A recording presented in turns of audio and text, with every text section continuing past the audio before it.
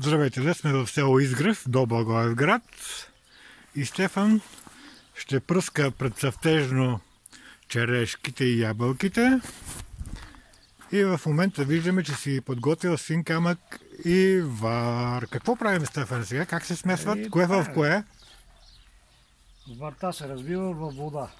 Да кажем 5 литра вода. Синия камък се развива в вода. Да. Така се остават 24 часа, да може хубаво да се отпуснат и двата материала, за да може да се развият. След това вече, да кажем час и половина, два или половин ден все едно. Преди пръскането смесваме двата препарата. Синия камък се полага в варта, като се пуска по-малко и се разбърка. Се получава сместа. Да. Тя не е точна. Ето така. Полека получава цвета. Това е обогатена смес, един вид концентрат. След това ще досложим вода, за да може да получим това, което искаме. 2% разтвор на бордолезов разтвор. Да получим точно 2% бордолезов разтвор. Точно. Значи предварително варта и синия камък си ги подготвил от вчера? Да. Те трябва да се накиснат, за да могат да се развият хубаво, иначе остават на зърна. И запусят машината и няма да свършат работа. Да. А сега ще си досолим още водичка, кофата е 25 литра. А предварително всичко си прецедил?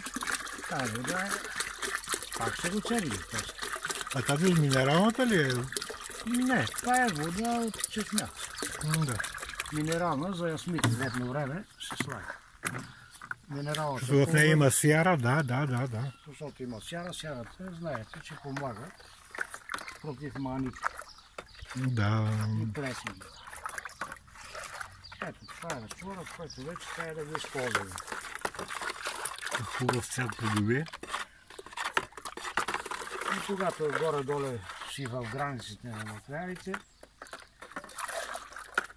се получава.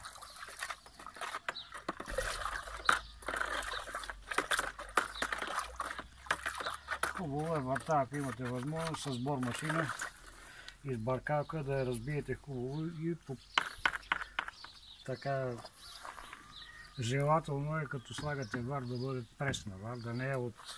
Да се разбие хазата хубаво, да има хубава консистенция, народна консистенция. От хидратна вар искам да кажа.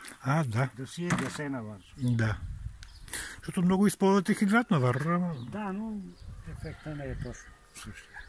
Да, разбирам. Сложете го на ръцете и ще ви покаже до вечер това. Демек не гори оная. Ако ти отгоре ръцете, значи... Опа!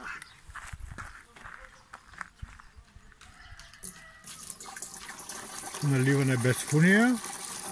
Майстора си знае работата.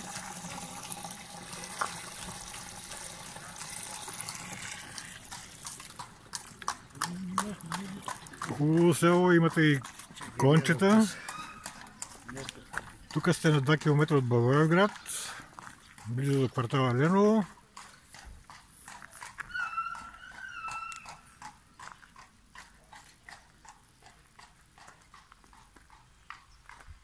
Нови къщи, даже и нова църква правят.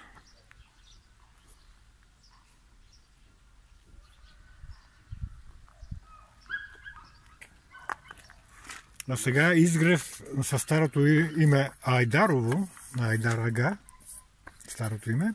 Води ли се вече квартала на Благоевград или си отделно селище? Отделно кметство. Отделно кметство. Село Изгрев.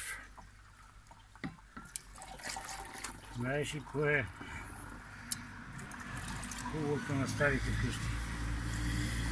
Винаги ще наведеш някой стар инвентар, който ще свърши работа вместо да купуваш.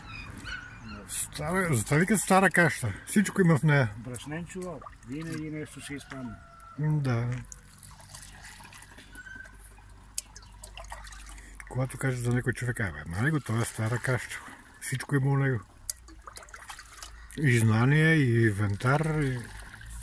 Каквото му поискаш, всичко има. Така, след малко ще включим, когато майстора ще пръсне. За тук, за синия камък видяхме как става, може вече да приключим репортажчето. Чао, чао за сега.